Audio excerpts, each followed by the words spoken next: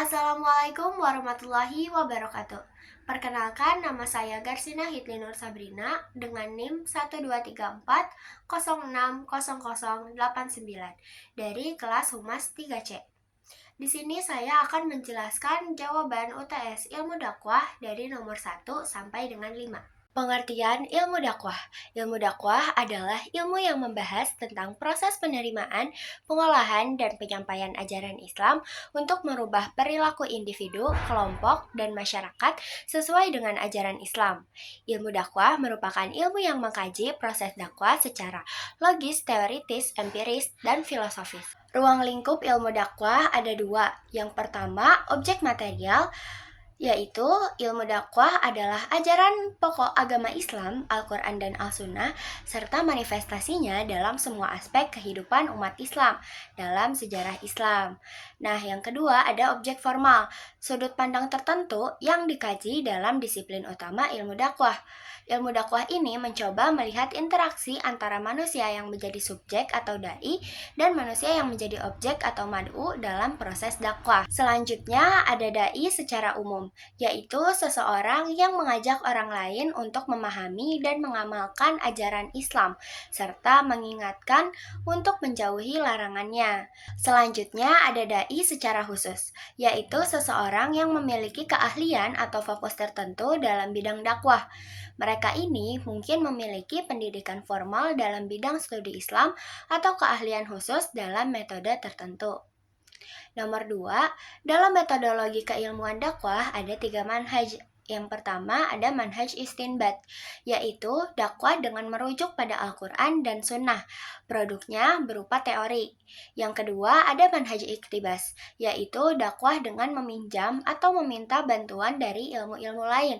Contohnya, misal untuk BKI banyak meminjam ilmu psikologi, untuk KPI meminjam ilmu komunikasi, sedangkan untuk MD meminjam ilmu manajemen. Yang ketiga ada manhaj istiqro, yaitu dakwah dengan penelitian, baik penelitian pustaka maupun penelitian lapangan.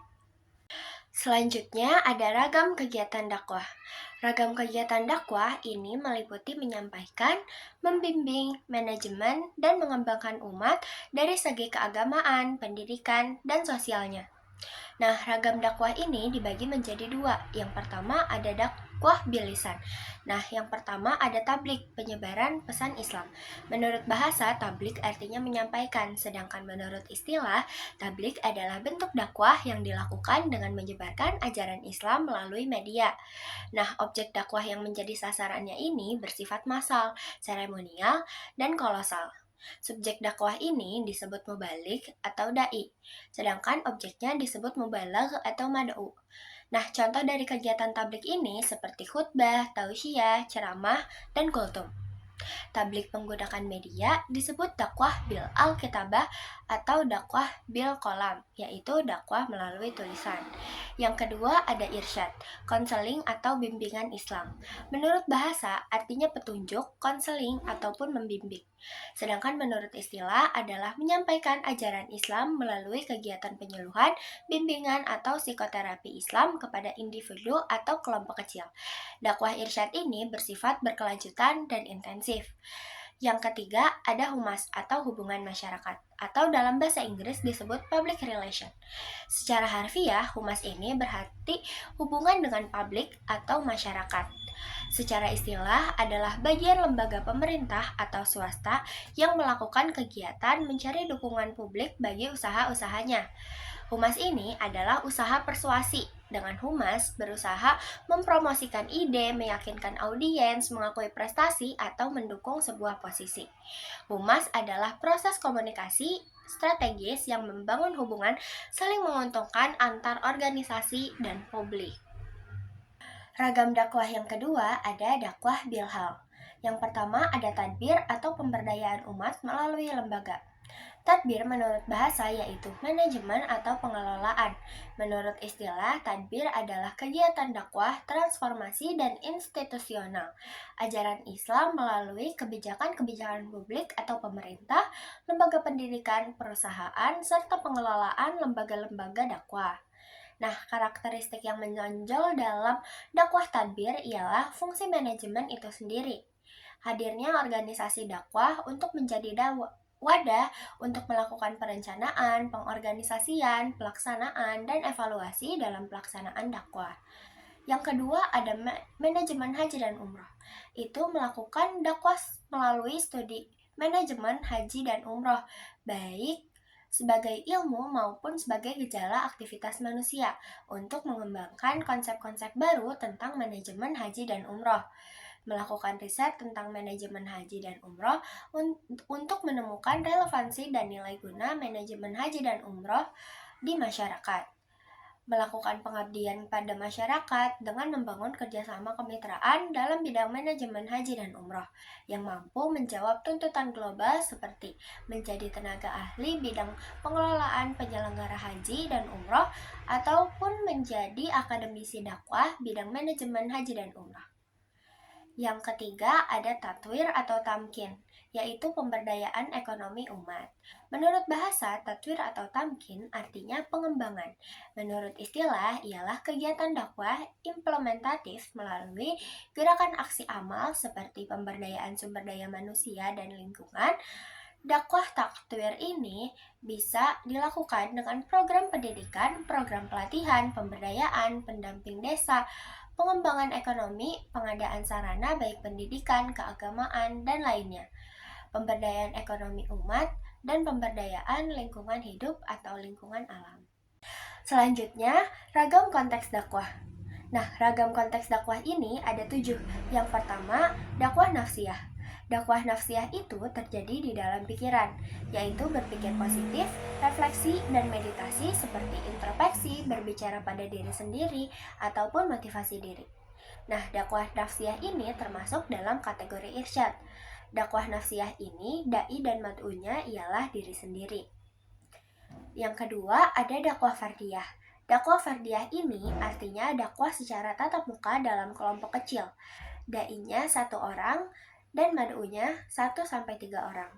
Dakwah fardiyah ini masuk ke dalam kategori irsyad, tadbir, dan tatwir atau tamkin. Yang ketiga, ada dakwah fi'ah qalilah. Dakwah fi'ah qalilah ini artinya berdakwah pada kelompok kecil. Dai-nya seorang dan mad'unya berkisar 3-8 orang, 3-15 orang, dan 3-20 orang. Dakwah fi'ah qalilah ini masuk ke dalam kategori irsyad, tadbir, tatwir, atau tamkin. Yang keempat, ada dakwah fi'ah kasiroh. Dakwah fi'ah kasiroh ini adalah dakwah pada kelompok besar. Dai-nya seorang dan mad'unya lebih dari 20 orang. Dakwah fi'ah kasiroh ini masuk ke dalam kategori tabligh. Nah, yang kelima ada dakwah jamaah atau hizbiyah. Dakwah ini dilakukan untuk membina suatu kelompok. Dai-nya itu 1 kelompok dan mad'unya merupakan kelompok atau organisasi. Dakwah jamaah atau hizbiyah ini masuk ke dalam kategori irsyad, tabligh, tadbir, tatwir, atau tamkin. Yang keenam ada dakwah ummah. Dakwah ummah merupakan proses dakwah yang dilaksanakan pada mad'u yang bersifat massa. Dai-nya seorang dan mad'unya adalah khalayak atau publik. Dakwah ummah ini masuk ke dalam kategori tabligh. Yang ketujuh ada dakwah syu'ubiyah, qabailiyah. Dakwah syu'ubiyah qabailiyah ini merupakan dakwah antar suku bangsa atau dakwah antar budaya. Syaratnya adalah dai dan mad'u harus berbeda budaya. Dakwah syu'ubiyah qabailiyah ini masuk ke dalam kategori irsyad, tadbir, tatwir, ataupun tamkin. Selanjutnya, mengapa manusia harus berdakwah? Manusia harus berdakwah karena beberapa alasan. Secara teologis, dakwah adalah perintah dalam agama untuk menyebarkan ajaran dan nilai-nilai kebaikan, menciptakan kesadaran spiritual, dan memperkuat iman. Dalam Islam, misalnya terdapat perintah dalam Al-Quran untuk menyampaikan kebenaran. Sedangkan secara sosiologis dan filosofis, dakwah itu berfungsi untuk membangun kesadaran sosial, mengedukasi masyarakat, dan menciptakan solidaritas. Nah, ini tuh membantu individu dan komunitas memahami dan mengatasi masalah sosial, serta menciptakan lingkungan yang lebih harmonis. Dengan demikian, dakwah bukan hanya sekedar tugas, tapi juga merupakan sebuah tanggung jawab untuk mewujudkan perubahan positif di dalam masyarakat. Selanjutnya, saya akan membacakan ayat-ayat dakwah. Yang pertama ada di surah Al-Baqarah ayat 221. A'udzu billahi minasyaitonir rajim. Bismillahirrahmanirrahim. Wala tankihul musyrikati hatta yu'min. Wala amatum mu'minatun khairum min musyrikatin walau a'jabatkum. Wala tunkihul musyrikina hatta yu'minu. Wala abdum mu'minun khairum min musyrikin walau a'jabakum. Ulaika yad'una ilan nar. Wallahu yad'u ilal jannati wal maghfirati bi'idnih. Wa yubayyinu ayatihi linnasi la'allahum yatadzakkarun. Selanjutnya ada di Quran surah Ali Imran ayat 104. Wal takum minkum ummatun yad'una ilal khairi wa ya'muruna bil ma'rufi wa yanhauna 'anil munkar wa ulaika humul muflihun. Selanjutnya ada di Quran surah Al-Fusilat ayat 33. Wa man ahsanu qawlan mimman da'a ilallahi wa 'amila shalihan wa qala innani minal muslimin. Selanjutnya ada di Quran surah An-Nahl ayat 125. Ud'u ila sabili rabbika bil hikmati wal mau'izatil hasanati wajadilhum billati hiya ahsan.